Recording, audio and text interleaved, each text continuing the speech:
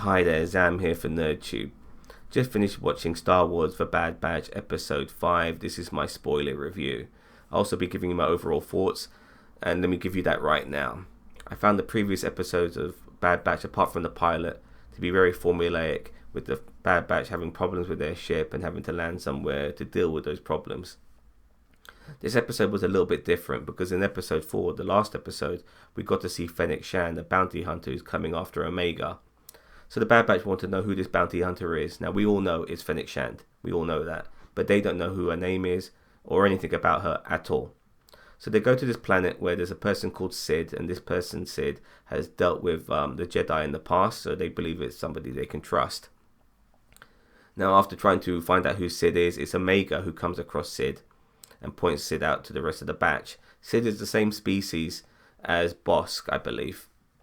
And she's some sort of like female sort of Don Corleone, but you don't really see the rest of her mafia, but she does give that vibe, and she's very influential as well.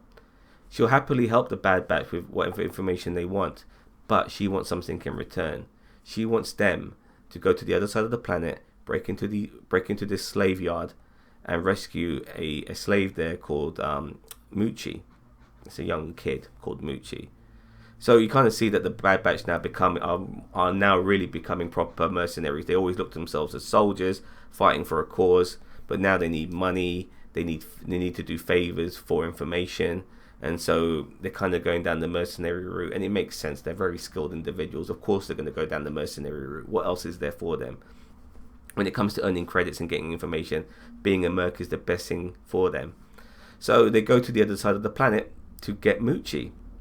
And when they land, Hunter tells Omega to stay in the ship while they go rescue Moochie. But unfortunately, for the remainder of the Bad Batch, they all get captured. Wrecker, Tech, Echo, Hunter, they're all captured. The aliens, the slavers, they look like cats, which is really weird. They look like tall, lean cats. They got the cat face and everything about them. And they also have a pet alien as well, which is this flying sort of worm, butterfly amalgamation, which is very bizarre, but it's a really big animal, and that also helps the cat aliens capture the Bad Batch. So it's up to Omega now, which is kind of obvious, for her to save the Bad Batch, and she infiltrates the camp, and she finds a Rancor which is being held in captivity. She releases the Rancor, and it becomes so much of a distraction that Wrecker is just able to remove the chains and the electrical harnesses around his neck, just like that. It's really weird. I'm thinking to myself, this guy's really strong. Why is he not trying to break out of his chains? He did get the electric shock treatment, but I was thinking to myself, any second now, these fuckers are gonna have their head turned, and all Wrecker has to do is that, and then the chains are broken. But he doesn't do that until the Rancor escapes, and it's just so weird because theoretically he could have broken out at any fucking time, but he just did it when there was a distraction. But by breaking out, he then releases everyone else, including the Bad Batch and the slaves. And now it's a fight between the Bad Batch and the cat aliens, the Rancor and this, weird pet alien of the cats and stuff. They're all fighting each other. And then the Bad Batch find out that this Rancor, this baby Rancor, is actually Moochie, the person they're looking for. So after the cat aliens get dealt with, the Bad Batch have to somehow now try and get Moochie on their side, and Moochie's going fucking crazy. So Wrecker is the only person who can deal with Moochie. If Moochie gets beaten by Wrecker, then Moochie will bow down to Wrecker. And Wrecker, after exhausting himself, and as well as Moochie exhausting herself, Wrecker beats Moochie. And everything's cool. So they go back to the other side of the planet to meet Sid. And Sid has already got Bib Fortuna there, as well as a couple of Jabba's bodyguards. And they're there for Moochie. And luckily for Sid, the Bad Batch are back just in time with Moochie.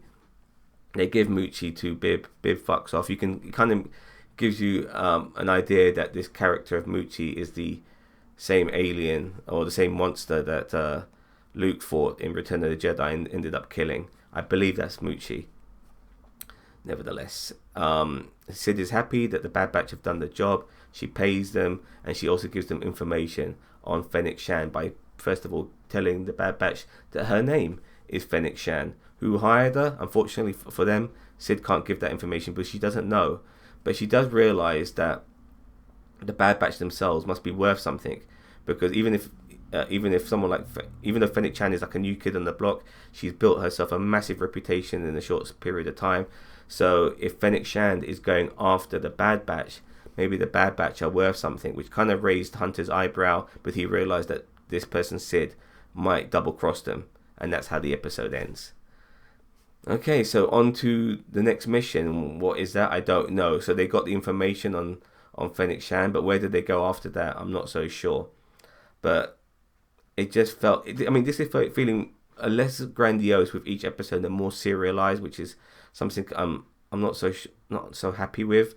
Like there was so much epicness in the first episode, and I really feel there's a lack of that in every episode since. Maybe barring episode 3, which had some good moments with the Empire.